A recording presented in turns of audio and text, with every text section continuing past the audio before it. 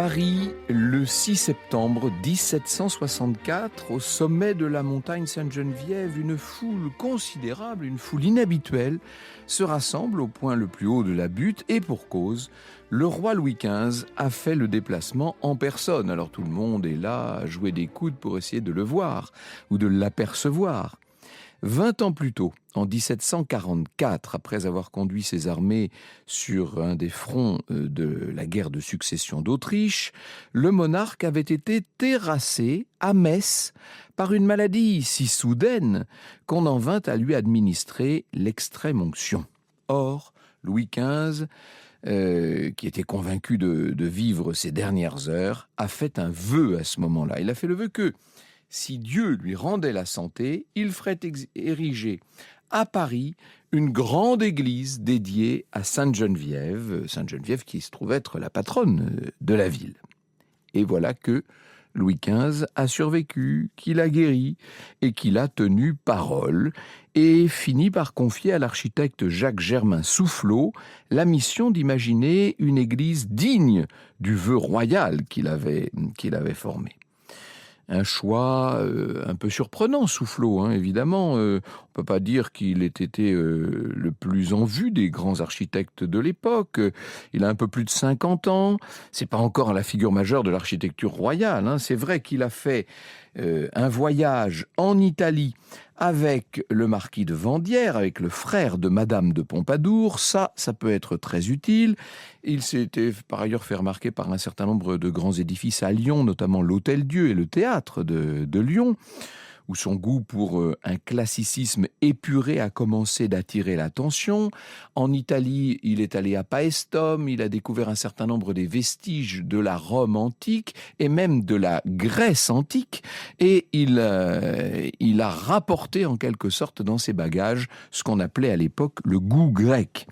À Paris, on le connaît comme un architecte talentueux, mais un petit peu périphérique, audacieux néanmoins, tout à fait capable de séduire l'entourage royal, même s'il ne fait pas partie du premier cercle de la cour. Bref, ses plans ont séduit, et notamment le dôme spectaculaire qui en son sein possède 3 coupoles assez extraordinaires. Voilà pourquoi, en fin de compte, le 6 septembre 1764, Louis XV est donc en train d'ouvrir le site de la future église Sainte-Geneviève dont les plans sont signés par Soufflot. Il y a un tableau de Pierre-Antoine Demachy qui est au musée Carnavalet et qui représente la scène. On voit la pose de la première pierre par Sa Majesté.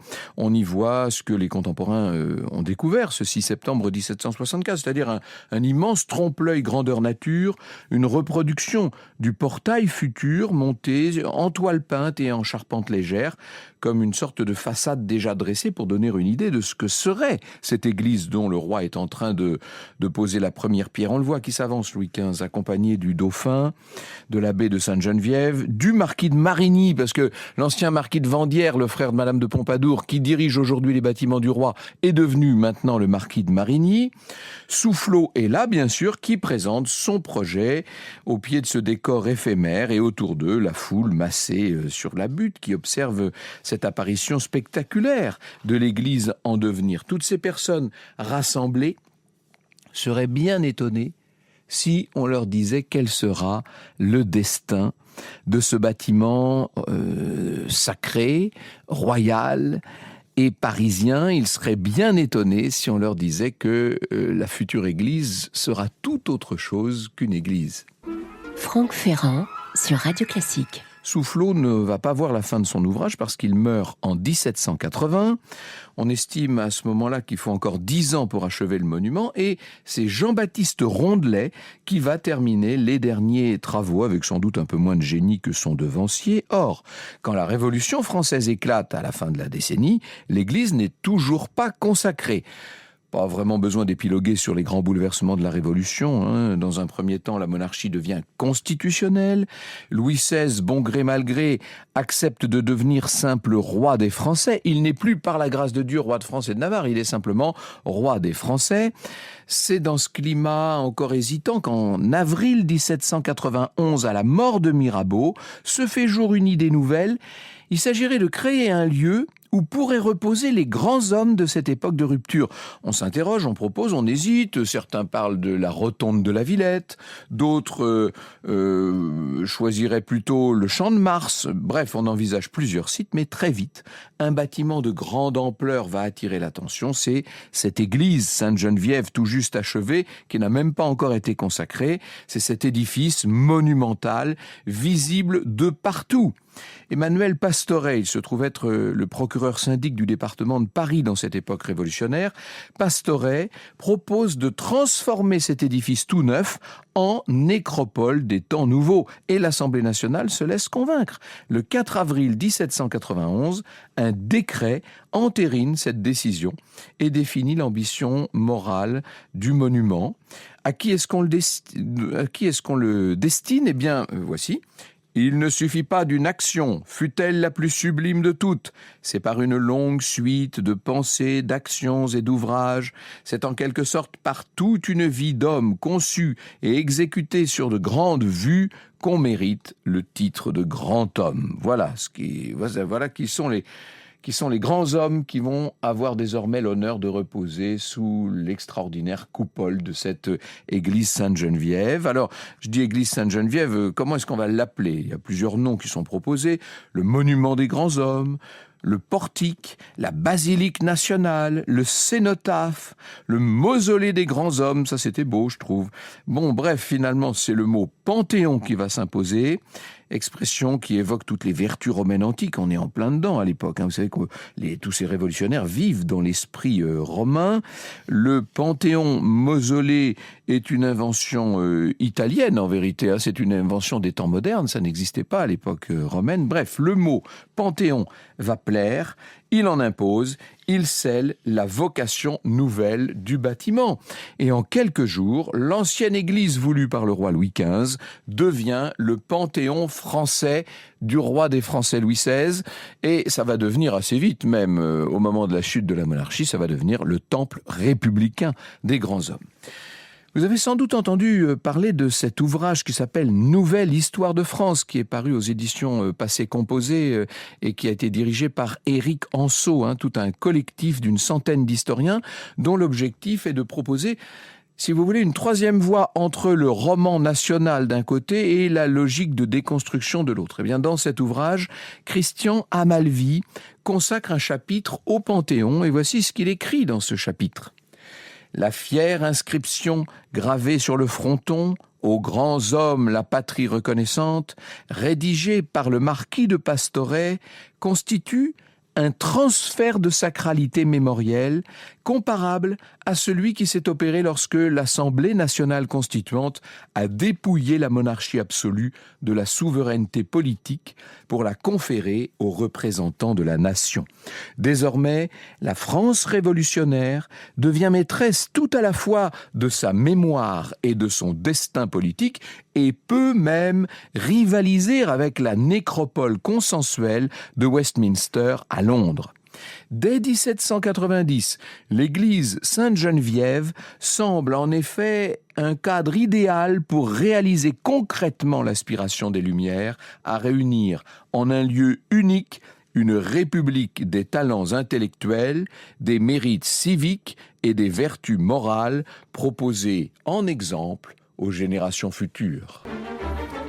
On avait déjà transporté les cendres de Voltaire et celles de Rousseau, et c'est logique, dans l'acte fondateur du Panthéon comme tel, la constituante avait été tout à fait claire. 3 seuls hommes morts avant la Révolution pouvaient prétendre rejoindre ce temple des grands hommes, Voltaire, Rousseau et Descartes. Mais alors, j'ai eu l'occasion ici même de vous raconter toute l'histoire du crâne de Descartes. Vous savez que sa translation, finalement, n'a jamais été réalisée. Entre parenthèses, c'est extrêmement intéressant de voir qui sont les grands hommes choisis pour inaugurer, d'une certaine manière, cette nécropole nationale.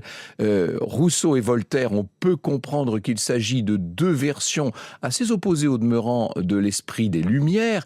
Et Descartes est considéré précisément parce qu'il est à l'origine d'une forme de rationalisme, il est considéré comme le père même de cet esprit des Lumières. Je ne sais pas si lui-même d'ailleurs en aurait été satisfait. Enfin, ça, c'est une autre histoire. Je continue ma citation de Christian Amalvi. De fait, dit-il, la basilique édifiée par Soufflot dans un style néoclassique qui renvoie à travers le Panthéon de Rome à l'Antiquité constitue un décor parfait, d'autant qu'elle repose sur une immense crypte où l'on peut multiplier les tombeaux. Il a suffi à l'architecte Quatremer de Quincy de supprimer les éléments religieux visibles sur la façade et dans l'édifice et de murer ses fenêtres pour conférer au monument sa dimension froide et solennelle de mausolée laïque. Malgré ce bricolage matériel et intellectuel, cela n'a pas suffi et la greffe n'a pas pris. Dans ces conditions, précise Christian Amalvi, ce monument dédié à l'unité a fini par ses multiples opérations d'exclusion par incarner le contraire de ce à quoi il aspirait et à devenir le champ clos de divisions politiques insurmontables, à apparaître malencontreusement pendant environ un siècle et demi comme le révélateur des passions françaises. Et vous savez ce qui va se passer d'entrée de jeu. Mirabeau avait été porté en triomphe, il avait été panthéonisé, le mot à l'époque n'existe pas, aussitôt au moment de sa mort, et 2 ans plus tard, quand les intrigues secrètes avec la cour vont être révélées et qu'on comprendra à quel point Mirabeau était en vérité relativement proche de la cour, on va le chasser du Panthéon. L'homme que la Révolution avait célébré comme un héros devient le symbole d'une sorte de trahison aux yeux des patriotes, et on le fait sortir. En fait, c'est assez intéressant. On ne peut pas dire que la Révolution consacre dans le Panthéon une sorte de lieu unanimement reconnu. Cette révolution qui va se terminer avec le consulat et l'Empire et qui verra Napoléon réconcilier la France avec la religion catholique par le fameux Concordat. Napoléon lui-même, d'ailleurs, rendra à l'édifice sa fonction d'église, mais il installe dans la crypte les dignitaires de l'Empire, qui, d'ailleurs, là encore, n'y feront pas souche. Voyez comme c'est complexe, cette affaire. On peut se poser des questions d'ailleurs sur le destin d'esprits aussi considérables que Blaise Pascal ou Jean Racine, qui reposent tout près du Panthéon. Ils sont là juste à côté, dans la crypte de l'église Saint-Étienne-du-Mont, et personne n'a jamais eu l'idée de les installer au Panthéon. Mais peut-être que Racine avait été trop proche du roi Louis XIV ou que Pascal s'était montré tout simplement trop proche de Dieu. Napoléon avait confié à Gros une vaste décoration pour le dôme, où l'on voyait Clovis, Charlemagne, Saint-Louis, et puis, naturellement, lui-même, on n'est jamais si bien servi que par soi-même, en fondateur de la nouvelle dynastie. On voyait, bref, tous les grands souverains de France. La peinture devait achever la construction d'une certaine manière. 36 000 francs versés au peintre Gros.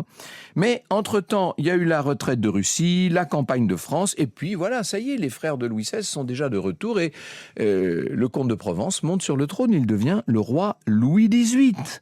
Alors qu'est-ce qu'il va faire de tout ça, Louis XVIII ?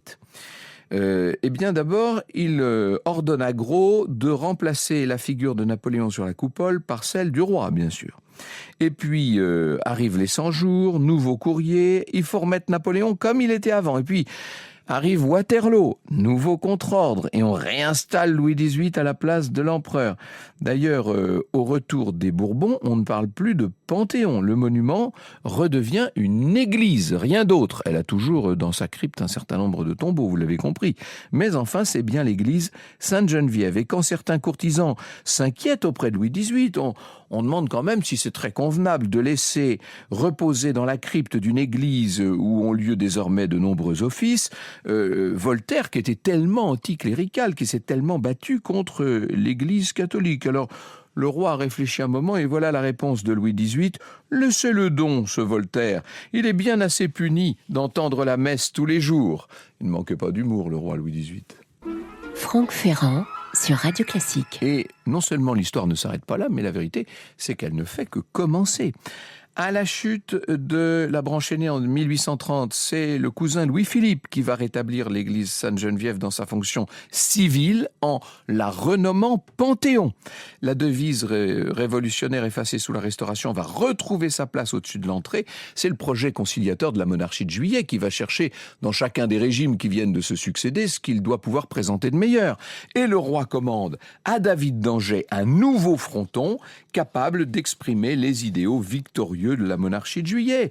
Le fronton de David d'Angers montre la patrie, figure centrale qui est en train de distribuer des couronnes à des savants, des écrivains, des héros de toutes les époques, et à ses pieds, les symboles de la liberté, du progrès, et puis tout autour une foule de figures historiques comme Voltaire, Rousseau, Lafayette. C'est un manifeste sculpté, cette espèce de grand fronton. Un panthéon qui est là pour célébrer non plus les rois, là, cette fois, mais les grandes idées, si vous voulez. Et pendant toute cette période, personne n'est accueilli. Il n'y a pas de nouvelles personnalités admises au Panthéon. De 1848 à 51, c'est la Deuxième République qui va transformer le Panthéon en temple de l'humanité, mais qui, elle non plus, n'accueille aucun grand homme. Et puis arrive le Second Empire. De 1851 à 70, donc, l'édifice redevient une église. Et là, l'inscription est de nouveau retirée, bien sûr, et le culte est rétabli. Il y a une cérémonie le 3 janvier 52. Victor Hugo, qui est toujours cinglant quand il est question de Napoléon III, même si à l'époque, on est au tout début de cette grande animosité, écrit « Il a enfoncé un clou sacré dans le mur du Panthéon et il a accroché à ce clou son coup d'État ». À la chute de Napoléon III, les communards ne manqueront pas de marquer le bâtiment. Ils font sauter la croix au sommet du dôme, ils la remplacent par un drapeau rouge. Et puis arrivent les premières années de la République naissante, dominées par ce qu'on appelle l'ordre moral. Et en juillet 73, dans un climat très conservateur, on décide de réinstaller la croix de pierre 4 mètres de hauteur, plus d'1,5 tonne avec son socle et sa boule. Son globe, devrais-je dire, une manière d'affirmer une fois encore la vocation religieuse qu'on veut donner à l'édifice. Elle est toujours là, la croix, au sommet du Panthéon. Et puis à la fin des années 1870, c'est l'installation durable de la République. En 85, à l'occasion des funérailles nationales de Victor Hugo, la Troisième République rend officiellement à l'édifice son statut de Panthéon. Et là, il y a un fait révélateur, c'est qu'on ne juge pas utile de retirer la croix qui avait été posée quelques années plus tôt. Simplement, on va la coiffer d'un paratonnerre parce qu'on est dans une époque moderne, n'est-ce pas?